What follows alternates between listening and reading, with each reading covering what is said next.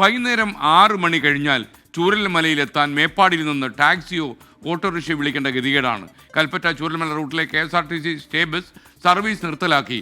രാത്രി യാത്രക്കാരെ ഇത് വല്ലാതെ ദുരിതത്തിലാക്കിയെന്നാണ് നമുക്ക് ലഭിക്കുന്ന വിവരം. 2 ആഴ്ച മുമ്പാണ് മുന്നറിയിപ്പില്ലാതെ ഈ ബസ് സർവീസ് നിർത്തിയത്. നിങ്ങൾക്കറിയാം, ഈ ബസ് ഒരു പ്രധാന കഥാപാത്രമായിരുന്നു ഈ ചൂരൽമല ദുരന്ത സമയത്ത്.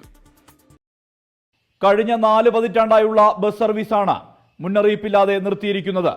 രാത്രി 8:20 കൽപ്പറ്റയിൽ നിന്ന് പുറപ്പെട്ട 9:30 ചൂരൽമലയിലെത്തി പിറ്റേന്ന് രാവിലെ 7 കൽപ്പറ്റയിലേക്ക് തന്നെ പുറപ്പെടുന്നതായിരുന്നു ബസിന്റെ രീതി. ബസ്സിലെ ജീവനക്കാർ ചൂരൽമലയിൽ തന്നെ തങ്ങാറുള്ളതാണ് പതിവ്.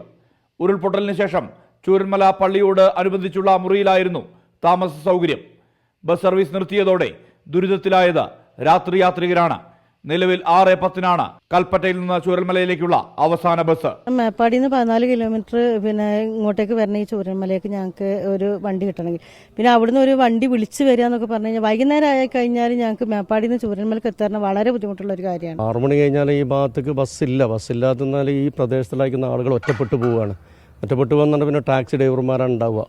പിന്നെ അവിടെ നിന്നൊക്കെ വണ്ടി വിളിച്ചിട്ട് വരുന്ന വലിയൊരു റെസ്പോൺസ് വരുന്നതായിരിക്കുന്ന ആളുകൾക്കൊക്കെ മക്കളും കൊണ്ടൊക്കെ വരുന്നവർക്ക് വഴിയിൽ പെരുവയിൽ കുടുങ്ങിപ്പോവാണ്. ആളുകൾ കുറവായതിനാലാണ് സർവീസ് നിർത്തിയതെന്ന് KSRTC അവകാശപ്പെടുന്നു. സമാന്തര ജീപ്പ് സർവീസുകൾ നടക്കുന്നുവെന്നും ആക്ഷേപമുണ്ട്. എന്നാൽ ഈ വാദം തെറ്റാണെന്ന് നാട്ടുകാർ പറയുന്നു. ചൂരൽമല പ്രദേശത്ത് ദുരന്തബാധിതരല്ലാത്ത മേഖലയിൽ ഇപ്പോഴും ആളുകൾ താമസിക്കുന്നുണ്ട്.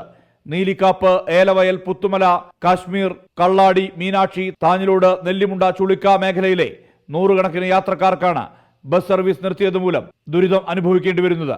സർവീസ് പുനരാരംഭിക്കണമെന്നാണ് ഉയരുന്ന ആവശ്യം. 24 വയനാട്.